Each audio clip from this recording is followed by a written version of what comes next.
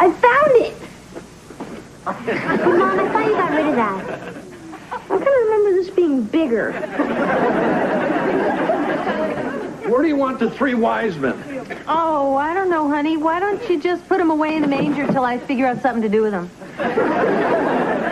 Either I'm really out of shape or Larry, Mo, and Curly here been scarfing ding-dongs all summer. Oh, look. It's Aunt Millie's popcorn ball elf. I hate that thing. It gives me the creeps, and it smells bad. Just like Aunt Millie. At least it doesn't have a mustache. Hey, come on, Marcia. That thing's got to be 30 years old. I don't care. She worked hard on it. Oh, look, a piece is missing. Yeah, don't you remember last Christmas when Mr. Belvedere chipped his tooth? Oh, Merry Christmas. Wow, what a big tree. Not to mention heavy. It's a beauty, all right. You picked a good one, big guy. Oh, don't look at me. I wanted the aluminum model. Okay, gang, we've got a lot of work to do. Heather, I'm going to need your help trimming the banister. Wesley and Kevin, you're in charge of the outside lights. And George, here's the gift list. If there's nothing else you want dragged in from the forest, I'll be in my room. Oh, Mr. Belvedere, I thought we could go through the holiday cookbooks and plan Christmas dinner together. Oh, no need. I'll have everything prepared for you. So in my absence, all you'll have to do is just pop it in the oven. Oh, thank you. What do you mean in your absence? Yeah, aren't you going to spend Christmas here with us? Of course not, Wesley. Christmas is always my day off.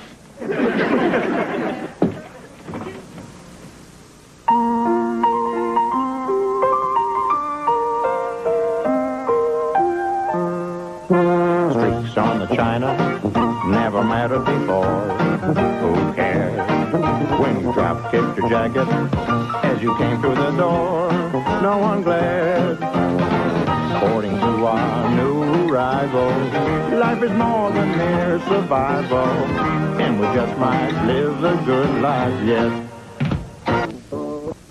That in November, our neighbor's dog Gunther jumped over the fence and got our little Charo in the family way. So if you know anyone who would like an adorable puppy, half St. Bernard, half Chihuahua, just let us know. Merry Christmas, Marge and Gower Drobish. Oh, look, they sent us a picture of the pups. Oh.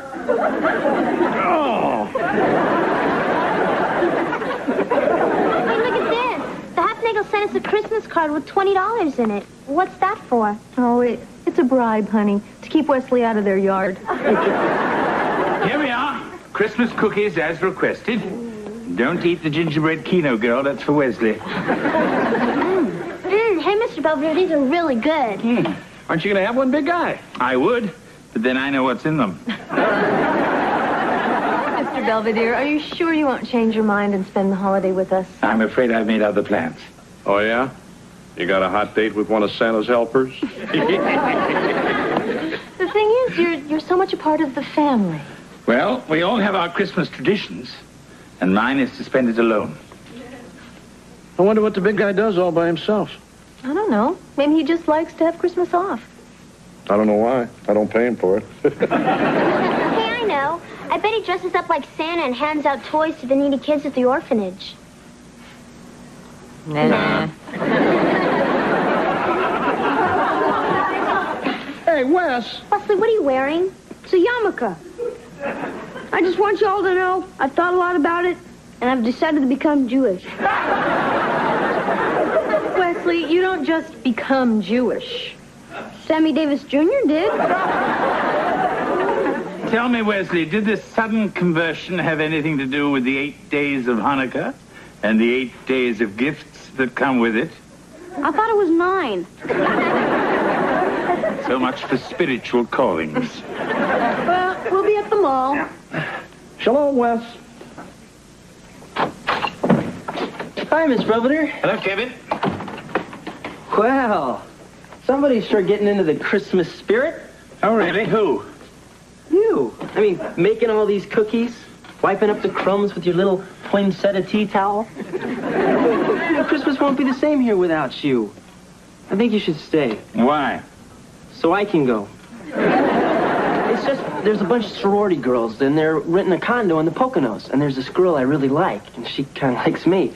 But there's this other guy that she likes too, and he's going. So if I don't and he does, then they will. Not at all. Look, it's just if I'm not here for Christmas dinner, it's gonna break Mom's heart. But if you're here, me being gone won't seem so obvious. You could even sit in my chair. Oh, goody. Can I wear your bib, too?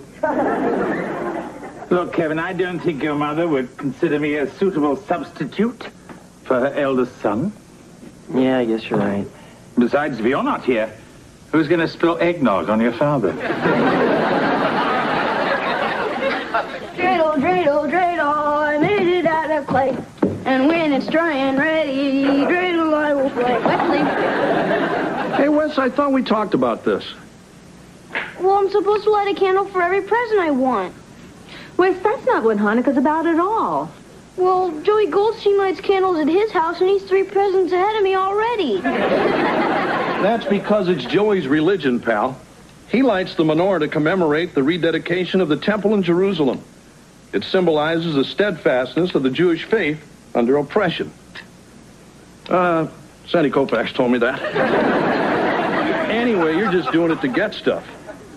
Yeah, but I figured it was worth a shot. Listen to me, young man. If I were you, I'd start thinking more about giving than receiving, or you're going to wind up not celebrating anything.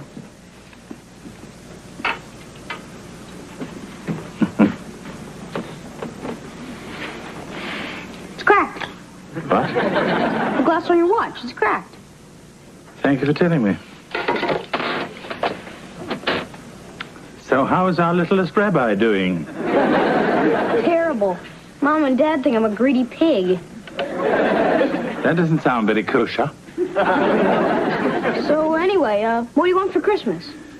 How about my room to myself? Well, I know I could get you a new watch. I already have one. Then I'll get the old one fixed. I like it the way it is. You know, I'm up here trying to have the true spirit of Christmas, and you're sure not being very cooperative. Goodbye, Wesley. Yeah, well, bah humbug to you, too.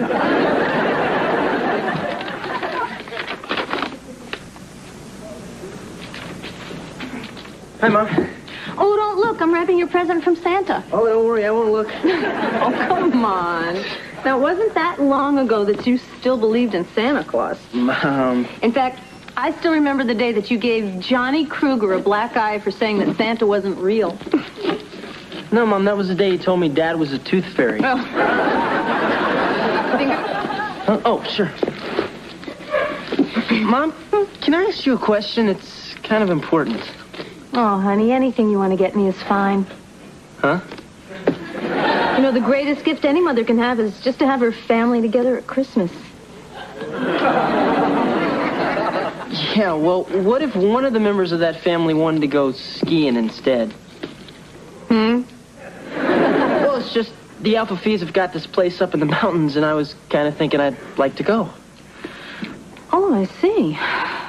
Well, you're 19 years old. You're old enough to make your own decisions. So, if you would prefer to spend Christmas with your friends rather than with your own family, that's perfectly all right with me. It is?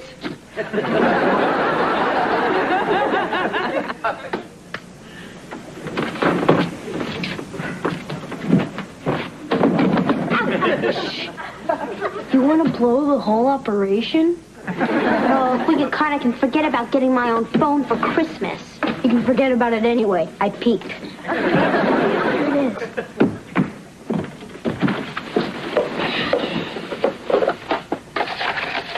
Isn't it a neat watch? Yeah, and it'll be even neater when we get it fixed. Hey, look, there's an inscription inside. To my dearest Lynn, December 1941. Love, Pamela. Wow, Mr. Belvedere must have had a girlfriend. Yeah. Now I think I know why he doesn't like Christmas.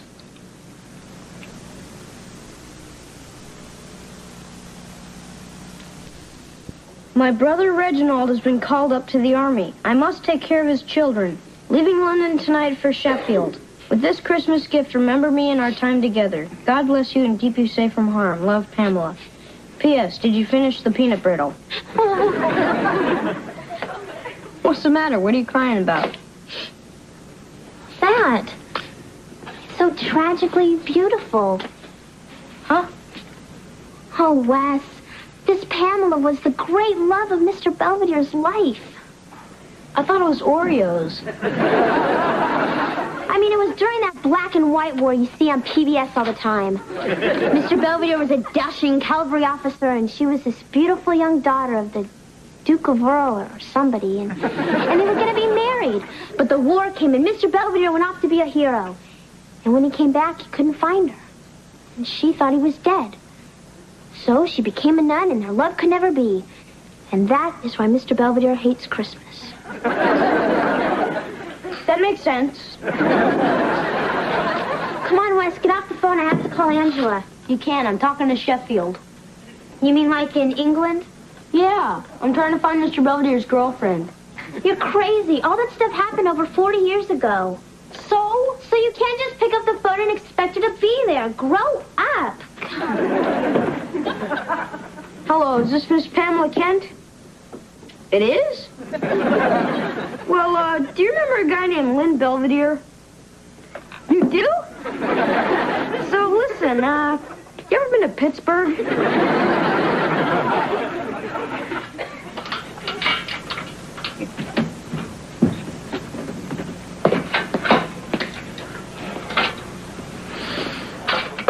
Still at it? I don't believe this.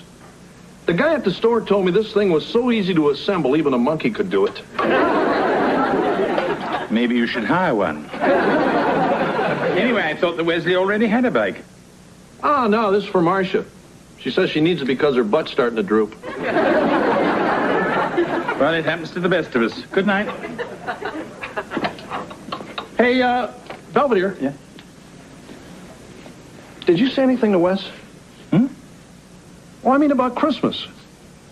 1 minute he's hocking me for all the stuff he wants. The next thing I know, he's saying don't get him anything. All he cares about is something he's getting somebody else. I didn't do anything. Maybe the boy simply had a sudden burst of humanity. Oh, yeah, right. You know we're standing under the mistletoe? Don't even think about it.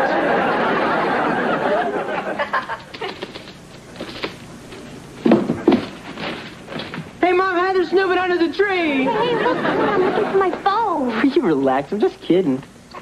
Merry Christmas. What are you giving it to me now for? Well, it's Christmas Eve day, and it's kind of a neat gift. I wanted to see your face when you opened it. Well, why can't you see my face tomorrow? Because I won't be here tomorrow. Huh? I'm going on a ski trip. What? Hi, guys. Bye. Hey, Mom, did you tell Kevin he could go skiing on Christmas? No, I told him it was his decision. But how come he gets to go away and I can't go with Angela and celebrate Christmas in the Bahamas? Heather, only Perry Como celebrates Christmas in the Bahamas. Yeah, well, that's not fair. Oh, honey, you have to understand. Your brother doesn't mean to be a jerk, but he's a man. And sometimes men get these overwhelming urges to be thoughtless and sensitive and selfish. It must be the same genetic deficiency that makes them play golf. Boy, that mall's a madhouse. It took me an hour just to find a place to park. Well, fine. If Christmas is such a hassle for everybody, why don't we just forget the whole thing? Huh? What's the matter? Mom's all bent out of shape because Kevin is spending Christmas in the Poconos. What? You know, at least I'm not trying to spend Christmas in the Bahamas. Hey, look, I'll settle this. You're grounded, both of you. Ha-ha. Oh, great, Heather. I'll just take my phone back. Oh, come on, Kevin, give it back. No, you stop it, you two. Hey! If this is the way Christmas is going to be around here, maybe we should forget it. Hey, you want to go to the Poconos? Go to the Poconos. You want to go to the Bahamas? Start swimming. Hell, I may as well go to work tomorrow. There's no reason I hang around here. Fine.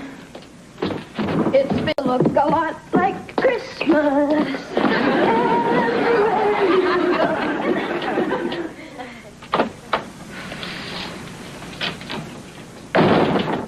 What's that? It's the Christmas lights. I took them all down. Already? Sure. I figure our Christmas is over. Why wait till August?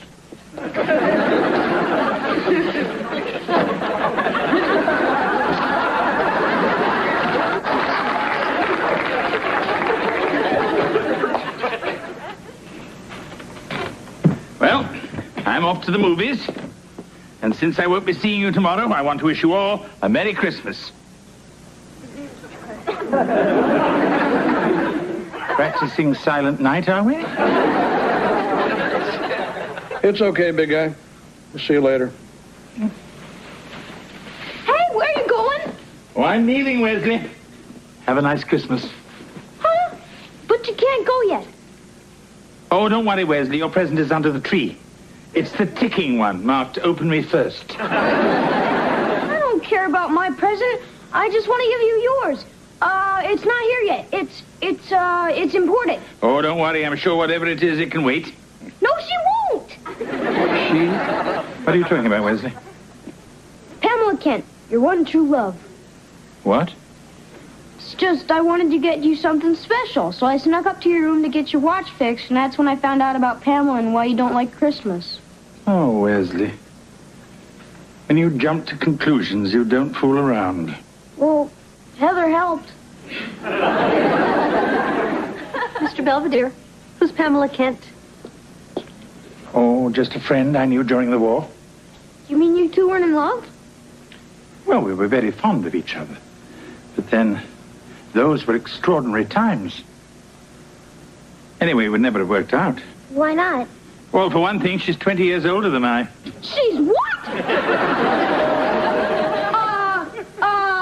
Don't answer that. I'll get it. Hi. Can I help you? Lynn?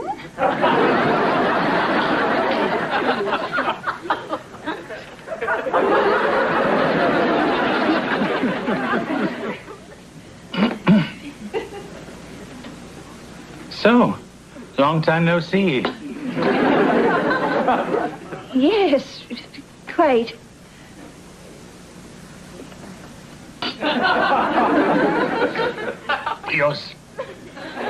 You're certainly looking very well. Thank you. I play bingo 3 times a week at Twickham Hall. Oh, yes, well, that would keep anybody fit. So, the little boy promised you'd introduce me to Larry Hagman. There. Oh, ta-ta. Mm-hmm. Then, in 1964, Jeffrey left me for this shop girl on Carnaby Street. Oh, the swine. I went back to Sheffield and tended my garden, and that's where I've been ever since. I see. But I don't mind. I have my grandchildren to keep me warm in the winter. And every spring, I take a holiday in Spain. Of course, it's mostly for the sangria. Yes, I often take holidays in Hershey. But then again, it's mostly for the kisses.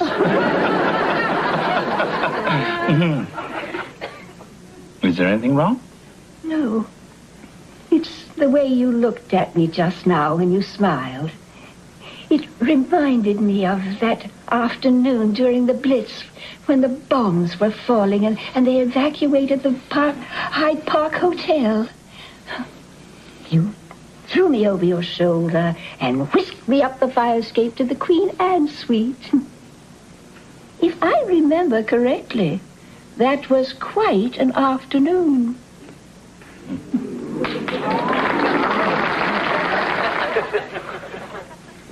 Well, do you think I should go in there and make sure everything's okay? I don't know. They've been in there almost an hour.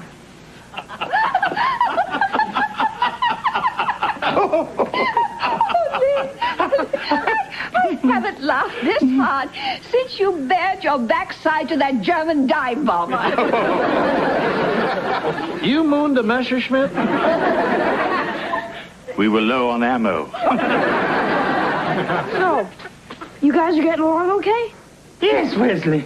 It simply took us a little time to get reacquainted. Yes, and it was so kind of you to bring us back together.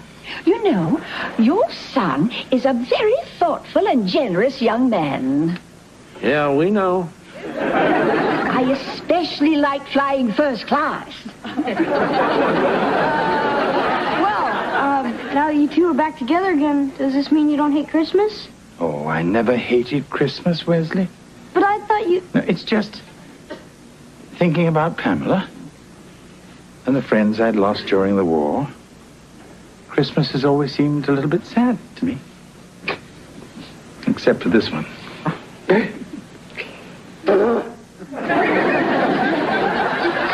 It's my hay fever.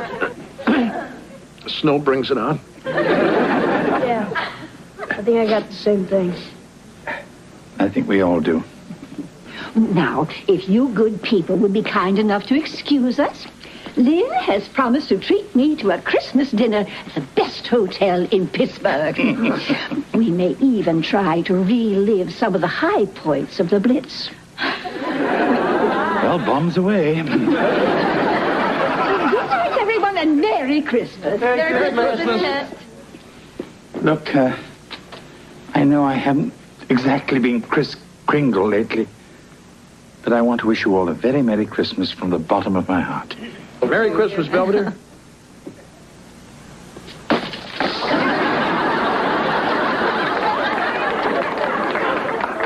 Settle down, Pamela. Hey, Kev, if you're heading up to the Poconos, you better get started. It's getting late. Nah. I think I'll just stick around here. Yeah, me too. I don't like swimming in the dock anyway. So, as long as we're all staying, why don't we open up some presents? Yeah. Wow. Big box. Merry Christmas, Marcia. I put it together myself. Honey, it's the best job you've ever done.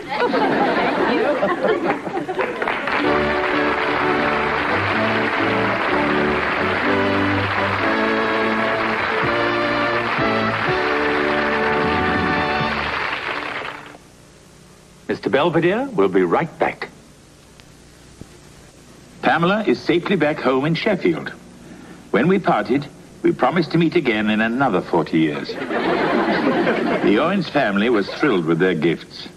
They are presently at the mall trying to avoid each other as they exchange them. And speaking of the spirit of Christmas, Wesley, with only a few days left between him and a 6-month grounding, is frantically trying to raise the money to cover Pamela's airfare. What he doesn't know is that I've already paid George back. But why should I tell him that? I mean, I love him. But that doesn't mean I can't have any fun.